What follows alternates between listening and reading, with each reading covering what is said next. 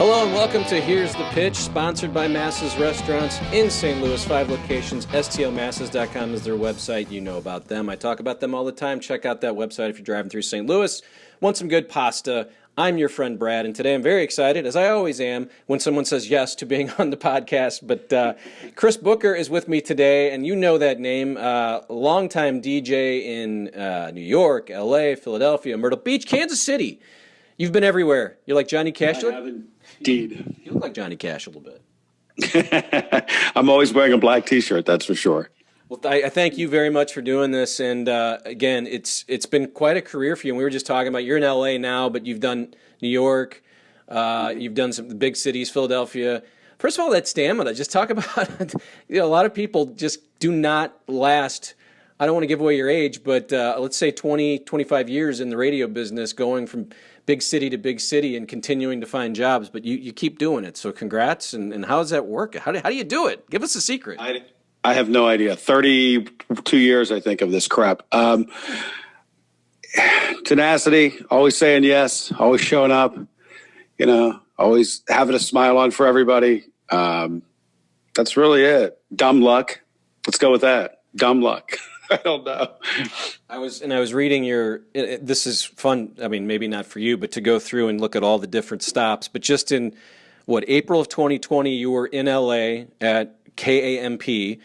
Then you moved back to New York. I don't know if you had to actually go to New York and do your job there. Okay, good. I was curious. You're looking at my setup. This was New York right here. Okay. But you go to 92.3, your old house. And then now, January 2020, you land at iHeartRadio 98.7, Alt 98.7. So, 6 months there, and then you'll be looking for something new, right? No, definitely not. It was weird because I worked for KAMP in Los Angeles for about a decade, and that just came to an end. That almost just sort of ran its course. Pandemic hit on top of it. The station was a little bit of a mess for a while towards the end, and I think they needed a change. I know I probably needed a change at this point, and they couldn't commit to what they wanted to do with me. So pandemic hit. I sat home for about 6 months. I still had some contract left, so I didn't care. I was like, cool. As soon as that was up, they called me and said, would you be interested in coming back to New York? And they said, just do it from your house. Let's just see what it looks like until the end of the pandemic. I said, okay, that's it's the, I think, 5th or 6th time I've worked at that radio station, which is it's got to be some sort of a record. It has to be. So I do it for a few months, and it's nothing permanent. It's just sort of a stopgap. We were just doing kind of a wait and see. Let's see what happens, and maybe after the pandemic, I'll travel back. But, my home is here in Los Angeles. I've lived in this house for like 4 or 5 years, and I'm pretty settled in. I hope to stay here.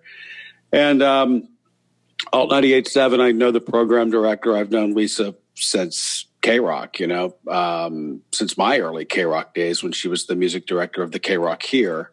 And she said, hey, why don't you just come work for me? It's here. It's in town. It just made too much sense. Everything just made sense.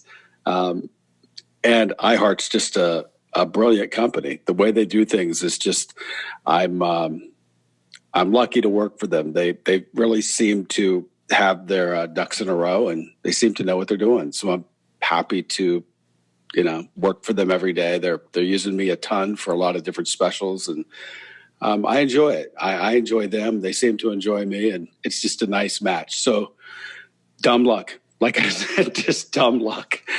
No, it's cool. And like I said, I'm always interested in, I never worked in radio, did a lot of TV, and TV always seemed a little more stable. You'd have a job and people move around, but radio people, like especially here in St. Louis, you'll hear one guy on one station, he moves over, and it's just like, it's how do you live like that? But we have a guy, I don't know if you know his name, John Hewlett. He's the U-Man, works at KSHE, Entercom, I believe is there.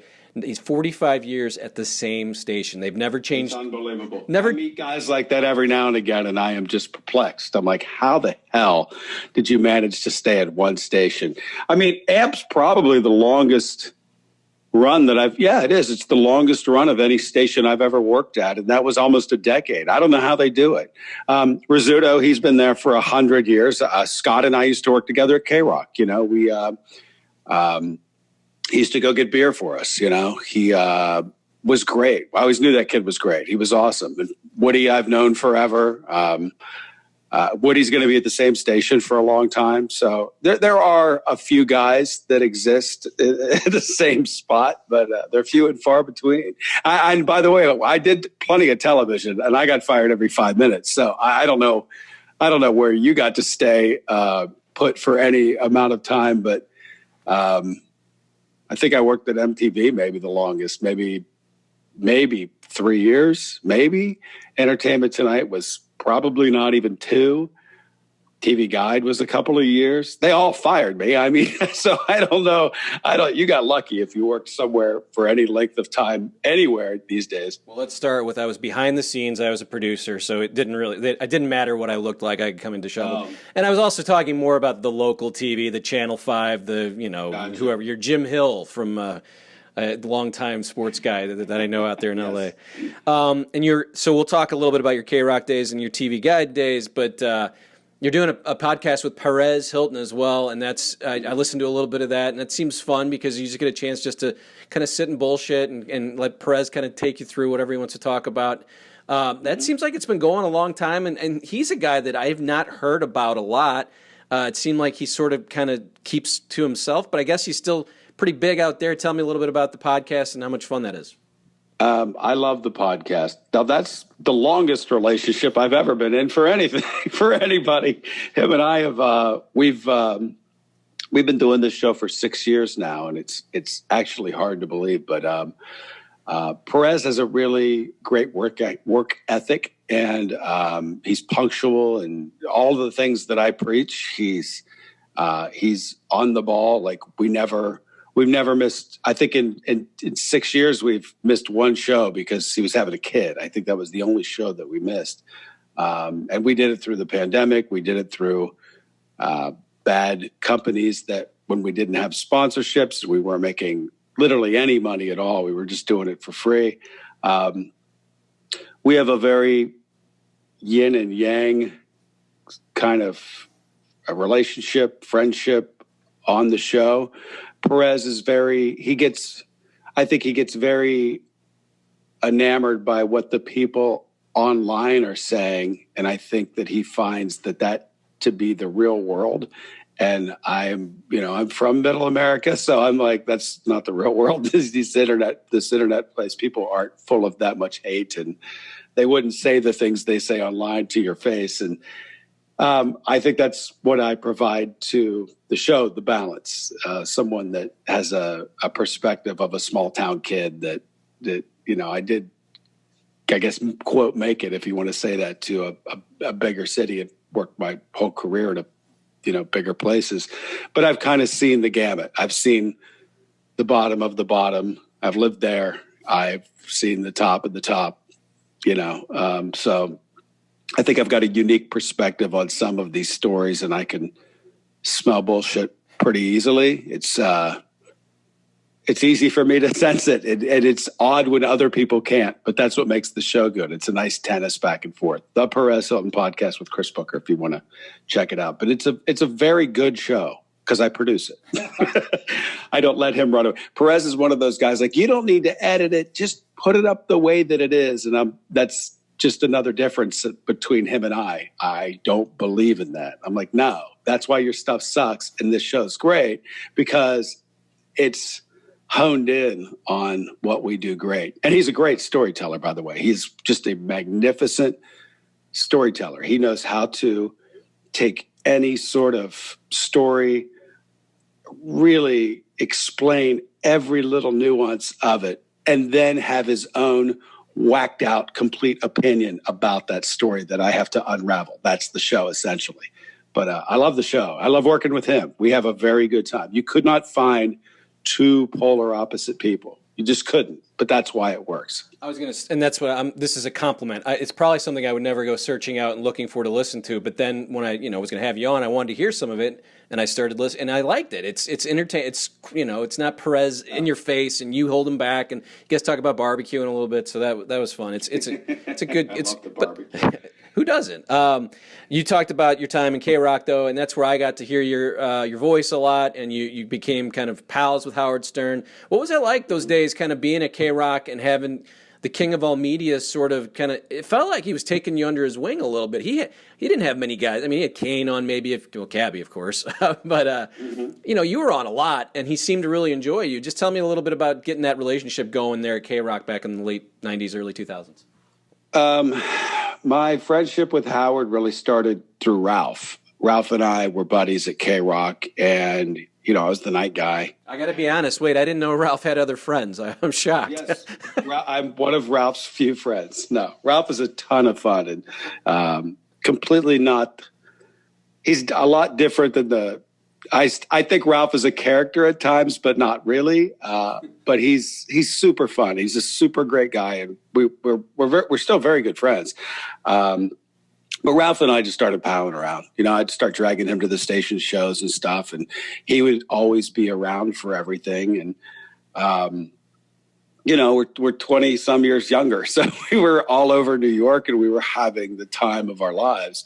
And he was a part of that show. And I think at one point, we went to some movie or something. I want to say it was a Batman movie, one of the terrible Batmans, something like that. And Ralph's like, "Oh, Howard's got a screening somewhere. You should come." And I'm like, "Okay."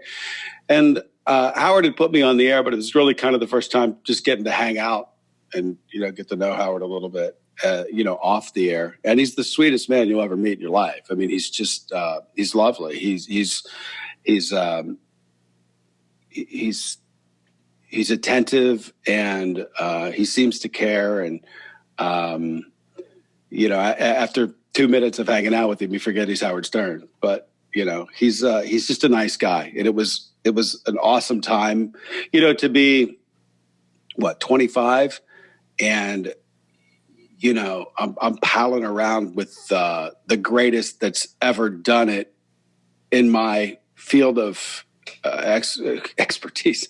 Let's air quote that, in my field of profession, radio.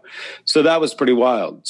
But that also sets the bar for you. I think that, some of the things that he does or the way he handles himself, I think rubbed off, and maybe that's a key to, maybe that has something to do with my longevity. I don't know, but he's great, and he teaches a lot of great lessons. But he's been an awesome friend. He's just been really, all these years. I'm sitting here looking at my cat. I got my cat because of them.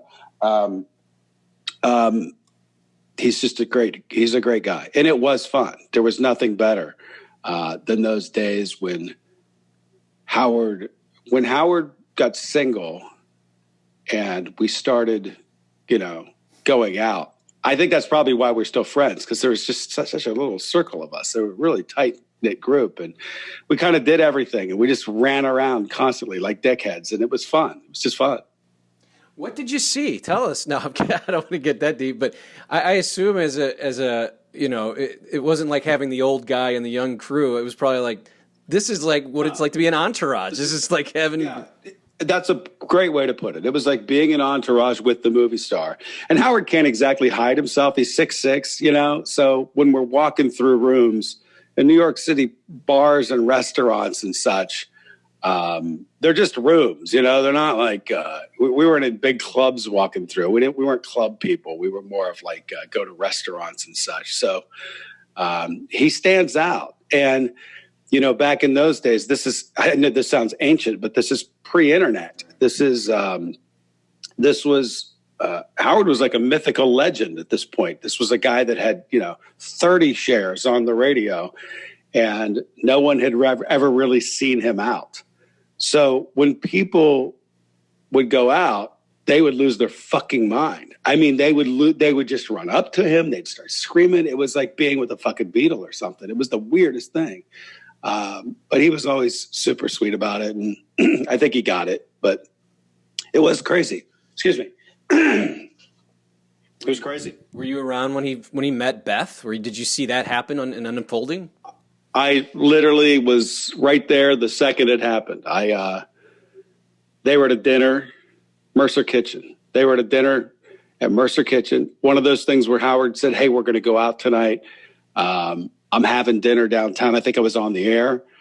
And he said, "Just come down afterwards." And I came down afterwards. And the place is cool because it's like this downstairs, super dark. It's like a cave. It's a cool spot. And after dinner, everybody was just we sort of had the back of the restaurant, and everybody was just sort of mulling around. And I got to talking to Beth a little bit because she's from Pittsburgh, and I'm from that area. And so we were talking, Polish, Pittsburgh, and talking that language, and just having fun. And I do recall some girl. There was a girl that I worked with at MTV who always blew me off. By the way, I saw her coming down the stairs, and she was really hot. She was super hot. And she started coming towards us, and I could see she had her sights set on Howard. And she came over. She sees me "Oh, hey," like we're fucking friends. Meanwhile, she blows me off all the time. Ananda Lewis, I'm going with. No, it wasn't a VJ. It was someone that worked in the office. It was just this hot chick. I thought she was into me. I did an interview with her, and I thought, I could get her. And everyone's like, "Brad, she's acting." You can't get Ananda Lewis. Thank you, Booker. I'm looking at you. You cannot get Ananda Lewis. Maybe back then. I look way worse now. No. I get sweet. Gotcha. Got it. Thank you. I'm not a football player. I got it. I'm just kidding. She had said something to Howard about his eyes, and Beth hadn't spoken with Howard yet. So I was as I usually was, on the wing of a Stern, always kind of playing defense of who the fuck's going to run up to him. And I'm speaking with Beth, and, we're just talking. And the girl comes up, "Oh, hey," goes by me, starts talking to Howard. And I remember her saying, "You have the most beautiful eyes." And I'm like, "Oh God, I'm going to fucking puke." And I said to Beth, I said, "Hey, can you cut in between these two girls and say, you have the most beautiful eyes?" And she goes, "Sure." She just kind of looks up, and Beth is she's stunning, and she's tall, and she kind of gets between, the girl, and she looks at Howard. She goes, "You have the most beautiful eyes." And he's like, "Really?" I'm like, "A girl just said this to you." He didn't even fucking get it. But I literally was there the second they met. Yeah. What? How was it? We went out. I was gonna say, who's that crew? It's you, Ralph? What? Wayne Siegel? Was he part? I always heard that name. Wayne. I can't believe you know Wayne. It's the name from that era I'm thinking of. Yeah, Wayne's a great dude. He's a great guy. I still speak with Wayne every now and again. I think he got me a car, as a matter of fact. Wayne's a good dude. No, I don't even remember. I think it was one of those I just showed up to, and Howard was at a fancy dinner this was not my level dinner. That I'm like the lower rung friend because this seemed like a bunch of rich people and a bunch of there's like a mob, right? Like Beth's there. It's probably somebody Howard knows and a couple of, socialite types that are kind of a big deal. I was not a big deal. I'm like, I snuck into this basically. I wasn't there even for dinner. I was there for drinks. So we could go to the bar. I think we went to it was like a club after that. And we show up at the club like at 9:00. I'm like, he's like, "Let's go to a club." I'm like, "It's fucking 9:00. There's not going to be anybody here. We're going to be the only people in there." And we kind of were. But then it starts to populate throughout the night. And I remember Howard with Beth the whole night. And they were talking up in the corner and just getting on great. And I do. Ralph, I was with Ralph for sure. It must have just been me and Ralph and Howard. And I think Beth came, and it seemed like there was a few other people in the car, but I don't recall who they were. I do remember hanging out with Ralph. And then Howard came over to us, and I still remember Ralph saying, "Hey, don't go falling in love, dummy. You're going to ruin our great time." Because every door in the city was open for us. There was no place we couldn't go. We're like, we got Howard. Hey, we could come in, right? Without him, we weren't getting anywhere. Nowhere. But yeah, man, you're turtle. I mean, it's just the greatest stories ever. It sounds like the most fun. That was like a 2-year period, right? 2 or 3. Oh, no, I don't believe it was that long. Maybe Maybe it was for him. I was, like I said, I was more of a tag along in those situations, but he'll tell some stories. Like he told a story the other day, a friend was telling me, and I was like, no, he told the story completely wrong, about me trying to get J-Lo to his apartment or something. Like he has two stories. There's two specific different stories that he's made one story. He's famous for that. But the story he was trying to tell didn't even happen the way that it happened. But there's a lot of, and there's a lot of, he's a showman. I'm going to make the best version of this story for the air as well. I still do that. I'm not even a showman, but I do that. I make stories up that you have to embellish. You mentioned J-Lo because you were dating Linda, famously, her sister. I'd like to announce that we're now back together after 10 years. Is that true? No. I just can't believe Ben and Jen are back together. That's what. Oh, right. So just tell us a little bit about having Howard talk about that relationship on the air. Was that difficult? Because there was a point where he's even saying, "Oh, Linda, Mom doesn't even like you." That's true. She did not. Oh, that is true. Okay. See, I thought that might be radio embellishment. No, I mean it was. Look, when your other daughter's dating Ben Affleck, and then the younger daughter's dating Chris Booker, you can see who she's going to like better. I don't blame her. I'm with her. I like Ben Affleck better. What was those days like being around all that though? I mean, did you get to be around that kind of Oh yeah, I mean, she was my girlfriend for 5 years, I think. So I saw, I was there for Chris Judd. I was there for Mark Anthony. I was there for Ben Affleck. I went through, I was, Lynn and I dated for a long time.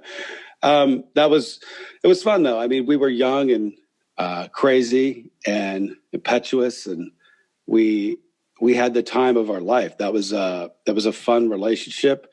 Lynn and I were kind of equals in our career and what we did.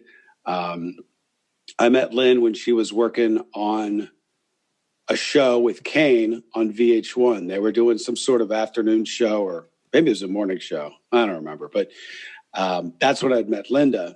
And I knew Linda just from the radio, just from listening to her when she was on LIR and then on KTU. She was doing 10 to 2 at night on KTU when I was doing 10 to 2 at night on KTU.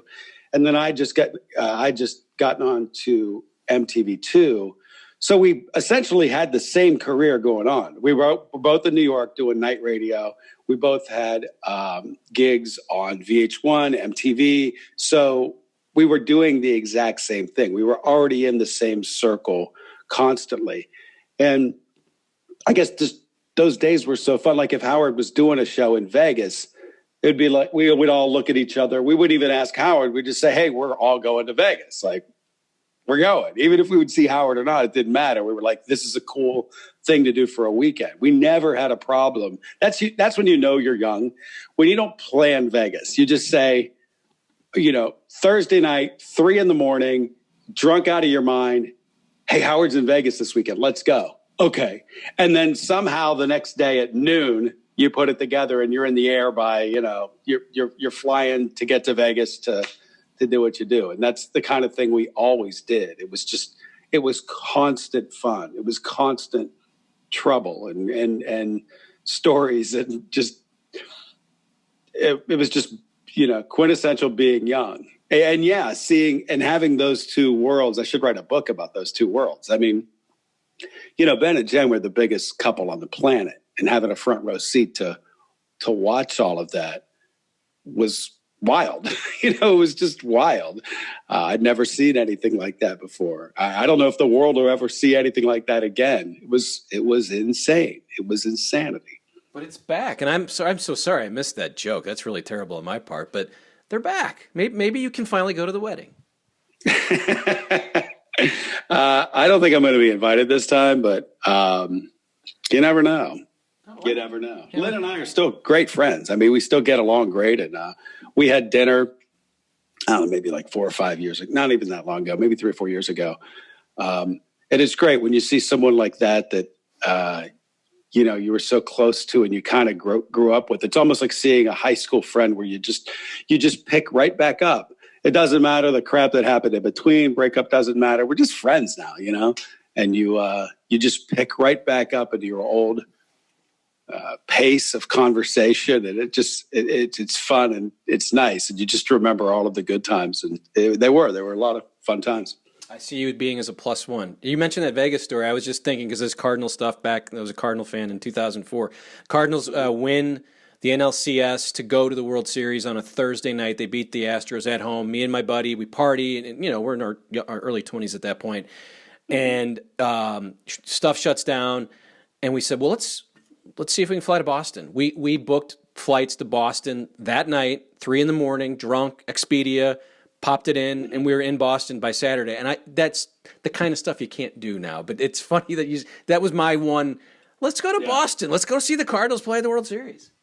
That is a young man's game. Yeah. What you just described and what I described, that is a young man's game. Now I'm like, people are like, do you want to go to Vegas for the weekend? I'm like, I don't know. I had a nap planned. So let me wrap up the Howard stuff. You called in. You've been calling in. You got Beth's cat there, or an adopted cat, it looks like. So you guys are still very tight, I assume. Are you surprised that nothing really happened with you between, like, working at Howard 101? I mean, I know you're kind of an entertainment kind of radio music guy. No. I think, look, I don't have the talent. If I had the talent his pinky has, I would be, yes, but I don't. I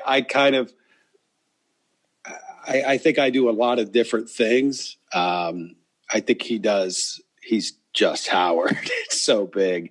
And I think the people that he's put on his channel, or on his channels when he had people on, were the same, cut from the same cloth, meaning like Scott Farrell. Scott is so unique and so just fucking good, man. Hey, give me a who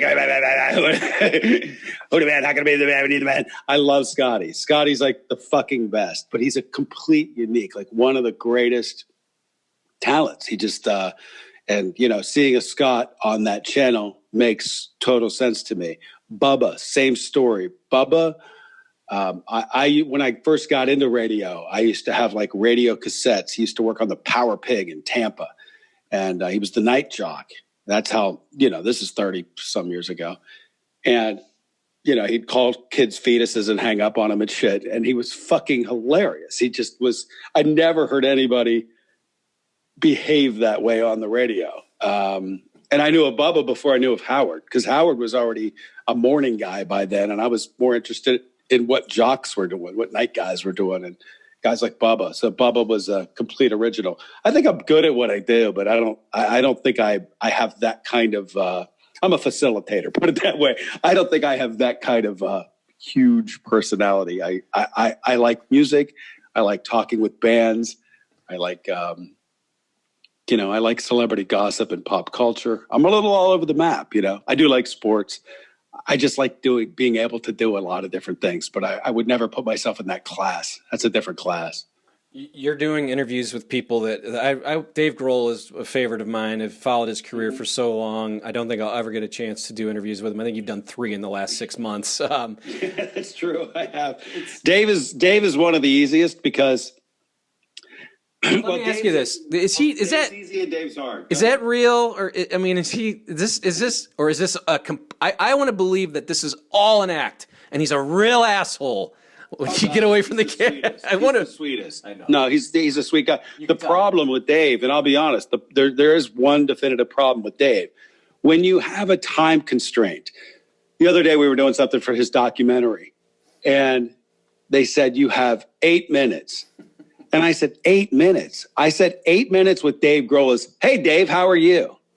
Interview's over, because he'll talk for the next 8 minutes. He's just a wind-up toy, and he goes. So he's great, but he's very talk. It's almost hard to get him in a box and pinned down, especially in this format, this fucking Zoom interview box thing. It's a little harder, face to face. You can move people along with your eyes. It's just easier. This is a new way of doing things, but he's great. He's just great. Do you think he knows you, right? You know that he knows Booker, right? Is that? Well, yeah, he knows who I am, but I don't know Dave. I've never drank with Dave, which is crazy to think because, well, no, we did. This was years ago. They did a show in New York. It was actually when I came back to K-Rock.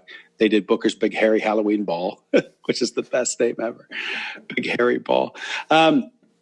They did that show and they performed at like the Supper Club, and we went upstairs and did some shots. But I guess we did drink a little bit that night, but nothing to the point where we've actually sat down and really started, just to pull away the microphones and just start to get to know one another. I don't know Dave that well. There's a lot of artists you do get to know that well, but I don't know Dave that well. I wish I did. And it's weird because he lives like a mile from me too. He's like really close.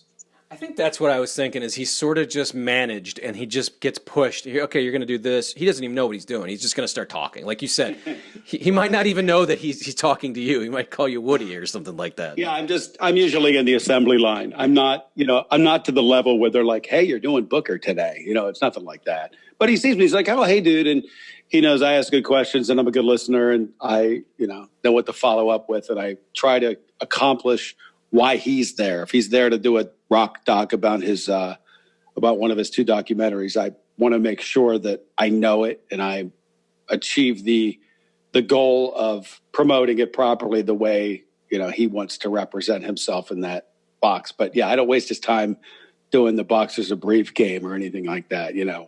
We've got a more professional relationship than that. That's Jimmy Fallon. Couple more minutes. Thank you again, Booker, for joining me this morning here. I wanted to ask you, when you did an ET Entertainment Tonight, you probably did a ton of the red carpet and all that. Do you have any odd memories, odd stories of celebrities where you walked away going, well, that was, I didn't realize anything that sticks out? Because I always find those fun where you walk away, you go, wow, that was bizarre. It's trying to pick which story to tell you. They all were bizarre. I mean, actors in general are weird people. They just are. And you learn that. When I got that job, I learned that very quickly, that they are special or different. Maybe, I don't know if special is the word, but different. They have something that I don't think you could put on. You're just naturally weird. There were some greats. There were some turds. I love Tom Cruise. I think he's the nicest guy in the industry. I've talked about him many times. He's one of those guys that has to make the connection with you, or he's not leaving. He's a performer. He's a showman. When he's standing in front of you with the microphone and he's there to promote his movie, you feel the respect. Because he understands, hey, man, you're here for me. You're here for my movie, my vessel. Now I'm going to be a professional, and I'm going to give you what you want. We're going to stand here until we get that moment.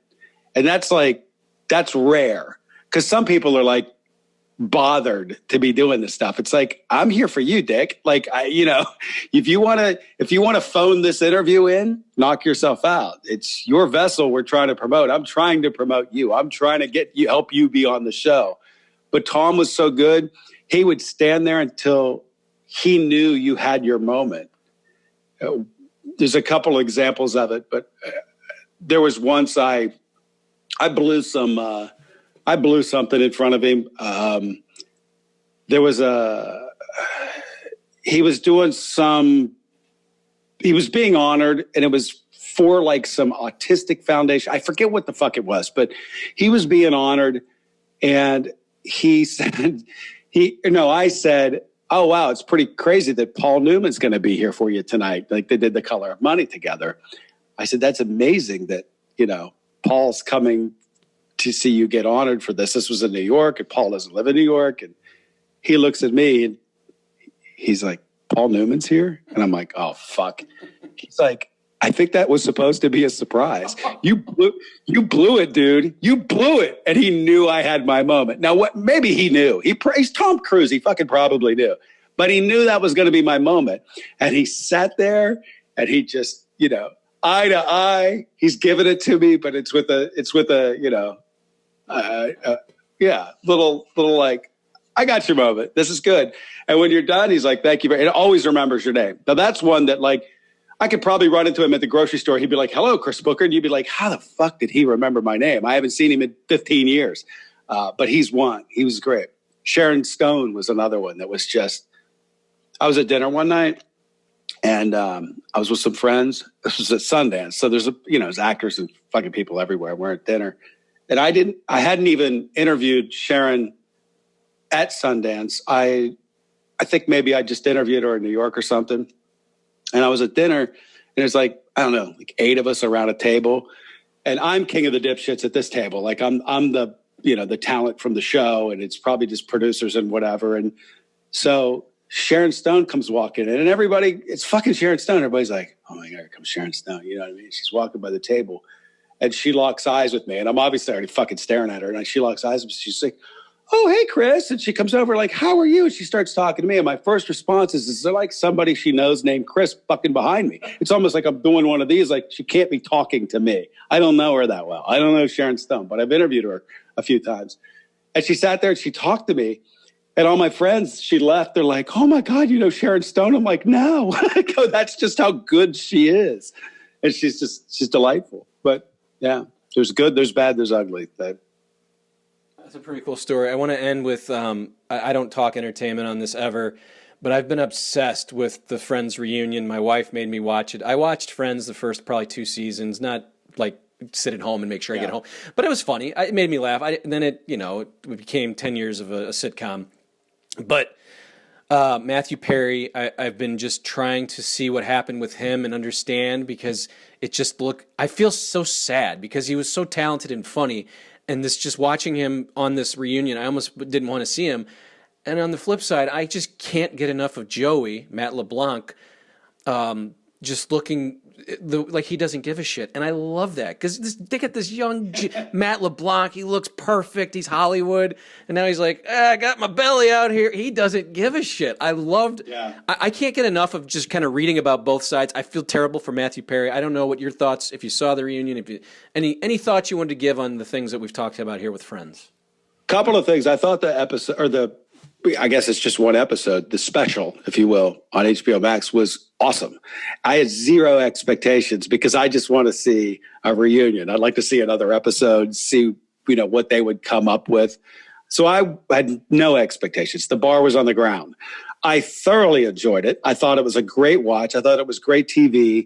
I didn't even remember, like the pivot. I don't remember that episode. I was more of I remember loving the show. I just don't remember shit like that. It's disposable TV to me. So it wasn't that special to me. And I know a lot of women, it's like, oh my God, it's like the greatest show that's ever existed. And my girlfriend's got the t-shirt and the whole thing, and she knows every episode. But I enjoyed it. I enjoyed the special. I thought Matt LeBlanc was awesome because he came to play.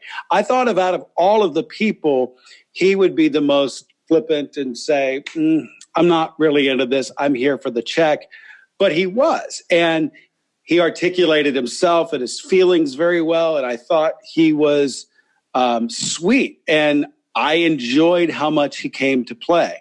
I didn't feel, when talking about Matthew Perry, I didn't really feel sad for the guy. I think he had just had some dental procedure done where his problem speaking wasn't a sobriety thing. It wasn't a slurring thing. It wasn't any problem. I think he had implants just put in.